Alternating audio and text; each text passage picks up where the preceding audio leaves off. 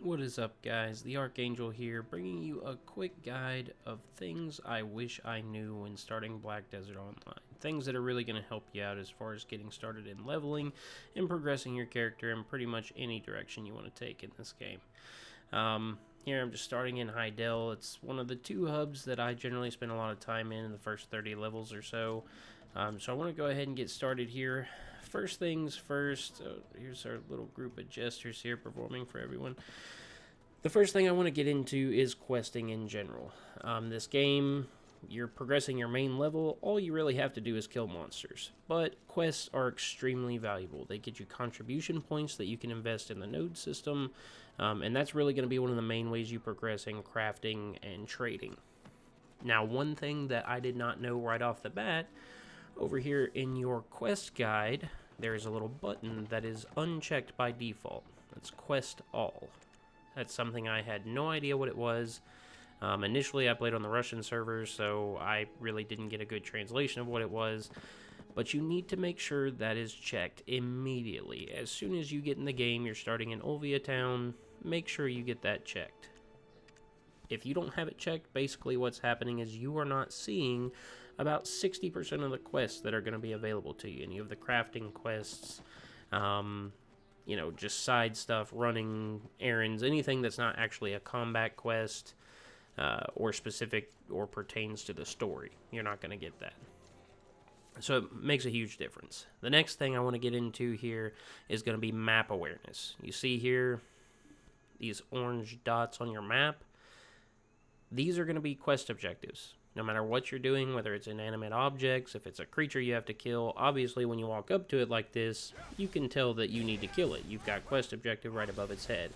But until then, in a lot of the areas in this game, you've got dense foliage, a lot of tree cover. Sometimes it can be hard to find those things, and up there on the map, it does display it. If you're facing in a direction, it's going to show you the orange dots in that direction in a cone, so you'll know where you need to go to get to that mob if you can't see it with direct line of sight. So as far as questing speed in general, whether you're hunting down a cuckoo nest to get their eggs, or you're trying to find specific mobs in a group of a lot of mobs, this is going to help you out. Not to mention stuff like question marks for NPCs that you haven't discovered yet, or exclamation points for possible quests that are either available now or could be available in the future. This is very helpful in cities. Cities are very complicated. They have a lot of alleyways, which is really great. They've got a detailed world, but it can make finding NPCs pretty much an annoying process.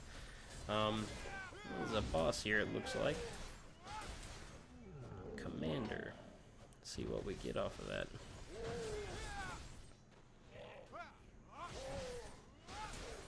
Yeah, paying attention to that minimap is going to make a big difference for your speed as far as completing quests in general. It's something I wish I would have known. I didn't know that early on, so it was a little bit of a slow go at first until I got familiar with the game. Now, the next thing I want to go into is going to be what's called your training stats. These are something that a lot of people don't even realize. They don't understand why they're not leveling up when they first see it on their profile page here. If I can find it. There we go. Your training stats, your breath, strength, and health. The first one I want to focus on is breath. I don't know why they didn't call it stamina, because that's what it affects. That's basically what it is. As your breath skill levels up, which you can do by running on foot, sprinting helps because it's based on distance traveled. That's how you're going to level it. All you got to do is run around. Simple as that. It's like athletics and ESO. Just run around, hop around, do your dodge rolls. That's going to help you as far as speed and how long you can sprint. Now, the next one I want to touch on, let's see here, your health. Yeah, health is basically, the only way you can level that is going to be by eating food. It's kind of the most annoying one, I guess, because you do have to craft food in general, except for getting it from quests. That's going to level up your health and give you more HP, other than your getting little bits at every level. Now, strength, on the other hand, that is your actual weight capacity, how much you can carry. Now, you do have slots, that's true, but different items weigh different amounts, and even if you don't have your slots filled up, you may be carrying something that's extremely heavy and you won't be able to actually move. You won't be able to take it into your inventory because you don't have enough space. There's a few different ways you can level this. One of which is the quests that have you do things like carry a box or a bag of corn or potatoes, or if you have to wheel a wheelbarrow, that's going to actually increase your strength stat. The other way, the way that I prefer, is this. Go to a trade manager in whatever town you're in, buy something. All of this stuff, even if it's something like kites here, the wishing kites, that's something you would expect to be extremely light. They're actually heavy for some reason. I don't know why. I think it's just kind of part of that mechanic in the game, the trade mechanic there. But trade goods are heavy, and if you don't use a mount or a wagon, what it's going to do when you buy this, now you want to check and try to take it to somewhere you're going to get a good profit on, and that's why I prefer this. This method not only helps you to increase your strength, which is going to increase your carry weight overall for just questing and grinding and collecting loot in the future. This helps you make money. So you're kind of taking two birds with one stone here. You're going to make some money, and this is something good that you can do while you're AFKing, because you move extremely slow while you have these trade packs on. You see here, it actually puts the trade pack on you. Looks pretty cool there. But as you can see, you move extremely slow. You can sprint, but of course, that's based on your stamina level, how long you can do that. And it's still not going to be as fast as if you didn't have this pack. So you can't mount up with it. You're going to have to walk on foot. But what you'll do is just go to the town that you pick that you're going to make the most profit in, or just wherever you want to do it to, honestly, for however long you want to walk to try to level up your strength.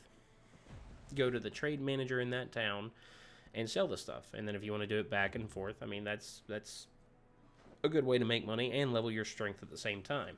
And you can see here where I'm starting out. It doesn't get you... There's no real way to level it fast. That's unfortunate. But this, in my opinion, is the most productive way to do it. You see here, we've kind of jumped forward in the video, and now I'm at Velia. You can see how much it's progressed up the bar. You'd think it would be a little bit more with how far I just ran, but it is what it is. You get the experience, and you're also going to make money off of selling this stuff for a profit. You get a distance bonus, and then if you go ahead and bargain, you'll make even more. I will be going into detail on that on a node video, in depth on how the node system works. I know that's a little complicated.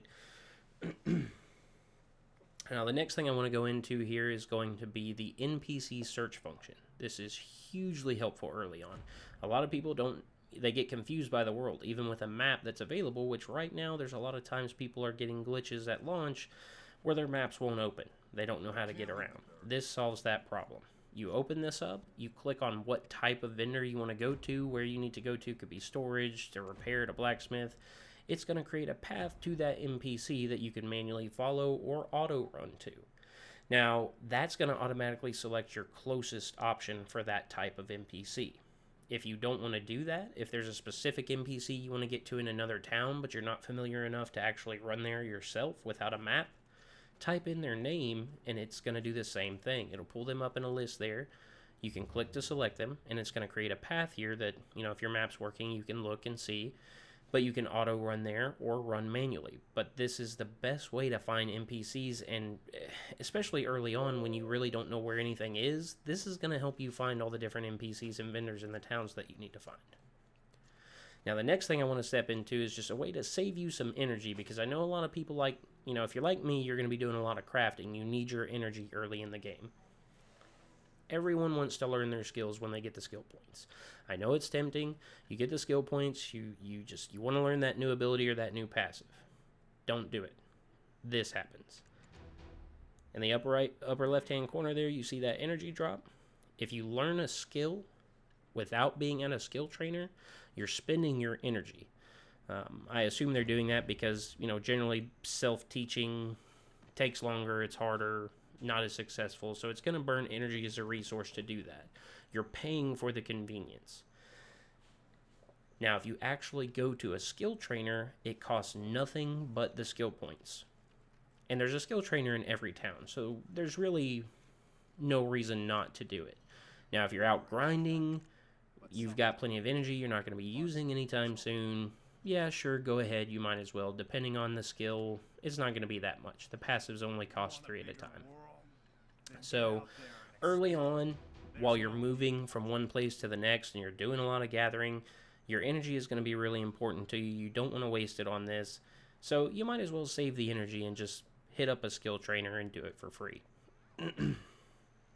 Next thing, if you're starting in Velia, you come to Velia, it's the first bigger town. You get started doing a lot of production. You make some money doing fishing. You're going to start to collect a lot of money there, and it weighs a lot. If you're carrying a lot of silver, it's going to weigh you down and then prevent you from being able to fill up your inventory or carry a lot of other stuff.